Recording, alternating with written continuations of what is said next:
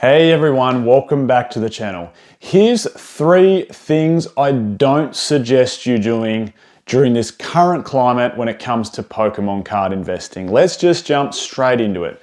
Number 1 on the list, and this could really be a whole video for itself, and that is I wouldn't invest in unlimited Wizards of the Coast booster boxes over modern.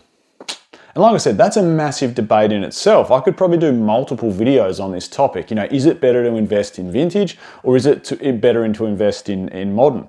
And this question is quite a complex one to answer. But I think there's a really clear sort of line to be drawn in the sand here. There's a massive difference between a couple of things. So if we're talking Wizards of the Coast era, which is probably true vintage, if we're talking true vintage Wizards of the Coast, I think there's a massive definition or discrepancy between unlimited booster boxes and first edition booster boxes. First edition booster boxes are rare. Base set first edition is rare. Even Jungle and Fossil first edition booster boxes are becoming rare. Gym Heroes, Gym Challenge, Neo, Neo Discovery, Neo Genesis, etc. All those first edition booster boxes are incredibly rare booster boxes. That coupled with even sets like Aquapolis and Skyridge, of course, and Expedition based, they are incredibly rare booster boxes.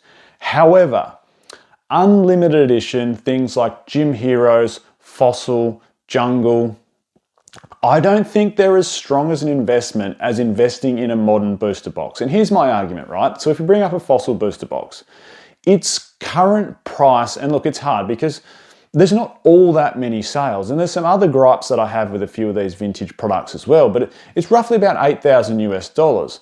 Now, you compare that to something like a Paldea Evolved booster box, currently sitting around $243. Now, you've got to ask yourself a pretty big question. Let's talk about rate of return or rate of growth. How likely is it that an unlimited edition Fossil booster box is going to double in price quicker than a Paldea Evolved booster box? That means going from $8,000 US to $16,000 US versus going from $243 on the Paldea Evolved booster box to, of course, just under $500. In my opinion, it is much more likely for a modern product like a Paldea Evolved to double in price in comparison to an unlimited WotC booster box. I just think that's more likely. And in fact, I'm not saying that unlimited booster boxes from Wizards of the Coast era like Fossil, Jungle, Gym Heroes are done growing.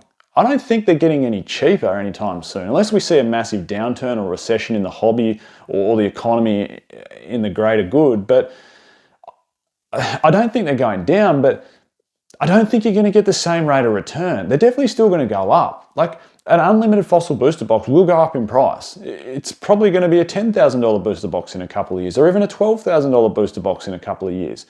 But also in that same time, in maybe 3 years' time, for argument's sake, we could see a Paldea Evolved booster box be worth $500 US, which means it's over doubled in price in that time. So rate of return, and I said I've got some other gripes with it. The other thing is, you can still buy booster box cases of Paldea Evolved. You can still buy it from incredibly trusted sellers online and knowing you get a genuine product. Look, of course there's fakes out there, but they're so easy to tell.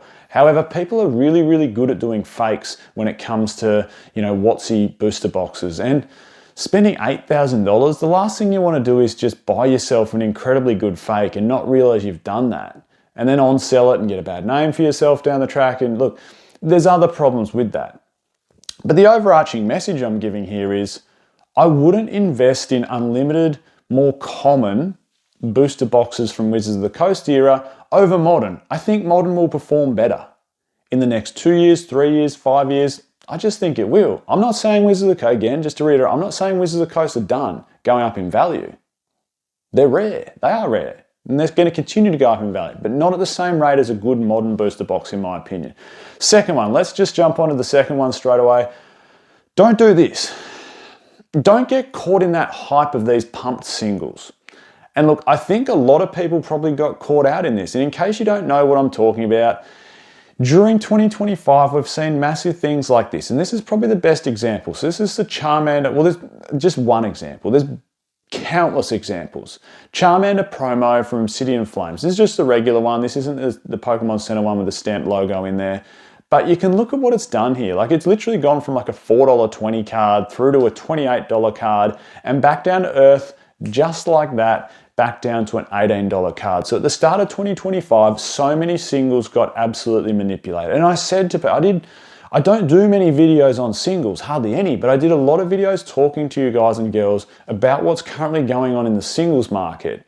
And I said, look, this is unwarranted and unhealthy growth. And what that means is that people were pumping these singles to the absolute moon. And everyone would go, no, they weren't. They were just getting bought out by individual buyers. Well, yes and no. In some cases, maybe someone bought that single and maybe bought, 15 or so copies of it off TCG Player. And then everyone's going, well, hold on, this is moving up in price.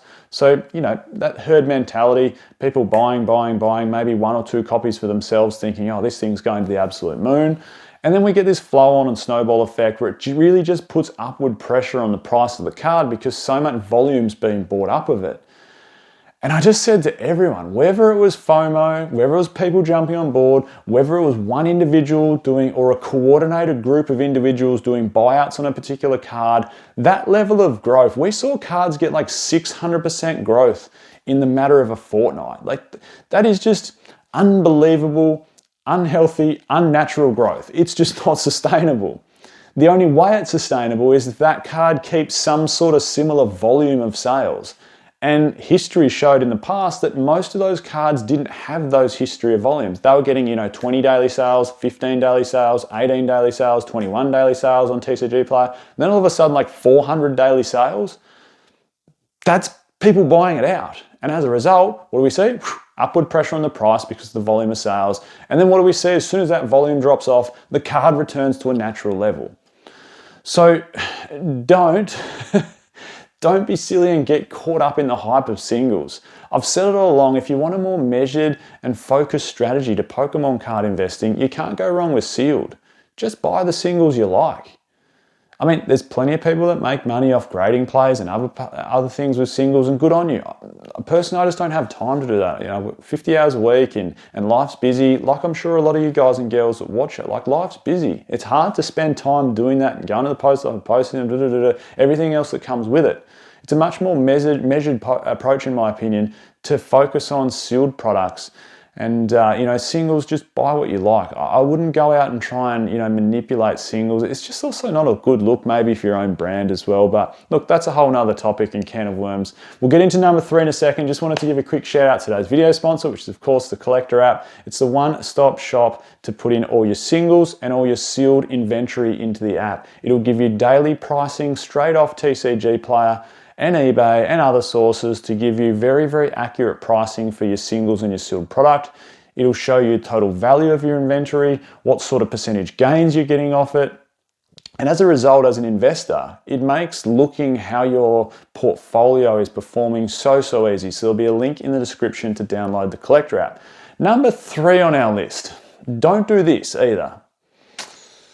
Don't sell your sword and shield products just yet. Some of you might be tempted to because we've seen incredible growth. And look, if you've got 100 Evolving Skies booster boxes, good on you. Well done for reading that play. Sure, sell some of them.